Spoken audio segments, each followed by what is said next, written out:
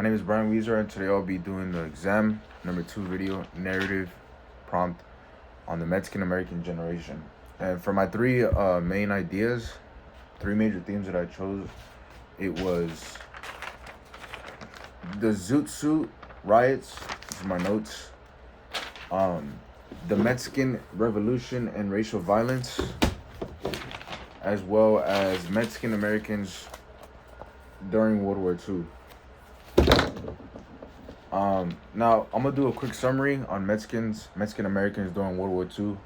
So during World War II, half a million Mexican Americans served in World War II, and in order for them to get American identity / citizenship, they had to go through military service. Now many of them earned honors. However, when they returned home, they were still continued with racism. And another thing that I found interesting was that funeral homes refused services to Mexican American war heroes, which I found insane. Puerto Ricans were most likely kept in support roles during World War II. In the 65th entry, in the 65th entry, they proved themselves in major combat during the Korean War. Mexican Americans leveraged service for civil rights. So basically, the core idea here was that military service sacrifice became the moral foundation for post-war equality demands. That was for the Mexican Americans during World War II. Now I'm gonna do the Mexican Revolution and racial violence. Now, what was the cause? The cause was the authoritarian rule plus the fraudulent election versus Madero. Who were the key leaders? The key leaders were Pancho Villa, Emiliano Zapata, who were when they fought for land reform and the peasant class. Now, migration. Over 1 million Mexicans fled north due to violence, economic collapse, and caused by the government, and also racial violence. American media racialized Mexicans as criminals and foreigners. Texas Rangers lynch bandits without due process. Resistance reframed as crimes. Figures like Greg Cortez labeled as bandits by Anglo media. Corridos. They were served as oral history from below, preserving stories excluded from official records with the story to tell in their music. Cultural legacy. Revolutionary themes, land, dignity, resistance resurfaced in the Mexican American civil rights and farm workers movement in the 20th century. Now that was for the Mexican Revolution and racial violence. Now for the Zoot Suits riots. So what were the Zoot Suit riots? The Zoot Suit riots started with the Sleepy Lagoon, a swimming hole where in 1942 a fought between Jose Diaz, and he was beaten and stabbed, and he became the center of the largest mass trial, right?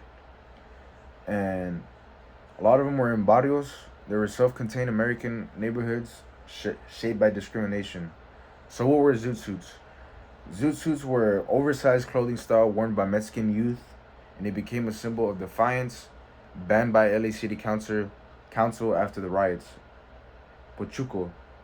This is the term meaning punk, applied to Mexican Americans, teens in suits. Chavez Ravine, the site of frequent fights between youth and sailors near the naval armory.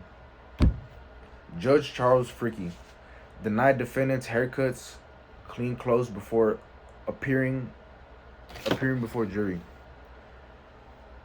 Sleepy Lagoon Defense Committee raised funds and support for the defense appear. So Hank Levas was arrested as an alleged ringleader, sentenced to life, exonerated on appeal, and he became a symbol of resistance against biased justice system. Jose Diaz was a 22-year-old found beaten and stabbed near Sleepy Lagoon. Decades later, witnesses revealed her own brother was likely responsible.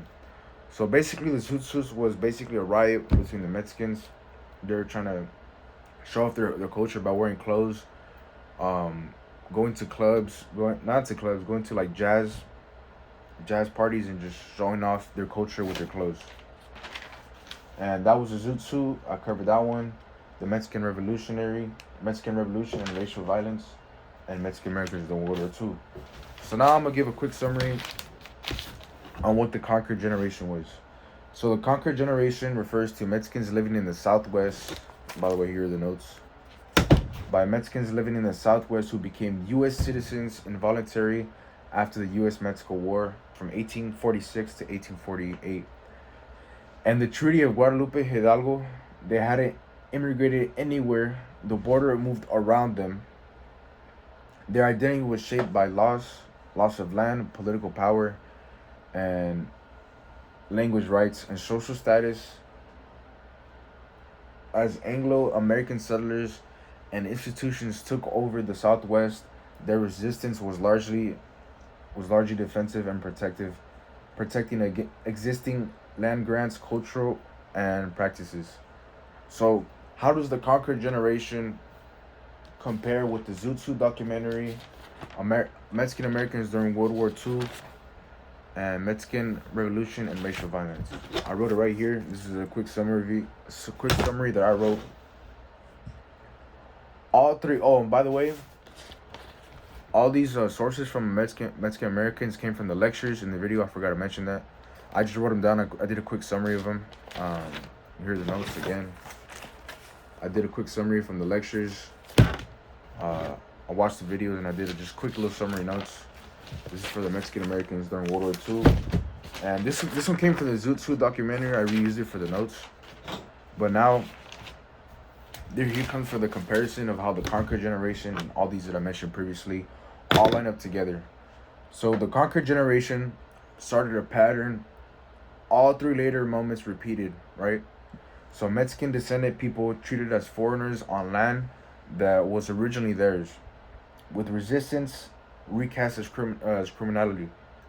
The Mexican Revolution era saw this play through the Texas Rangers lynching bandits, and the Zoot Suits repeated it almost exactly the same. Mexican American youth policed and blamed for violence against them. World War II marked a shift. Instead of just defending or being a scapegoat, Mexican Americans used military service and citizenship as leverage to actively demand equality, moving from defense to assertion of American belonging. That is my assignment for video number 2, the narrative prompt on Mexican American generation. Like I said, I covered the Zoot Suit documentary, the Mexican Americans during World War II, Mexican Revolution and racial violence, and the conquered generation, and how the conquered generation was similar to all those three that I just mentioned previously. And yeah, that'll be it for me.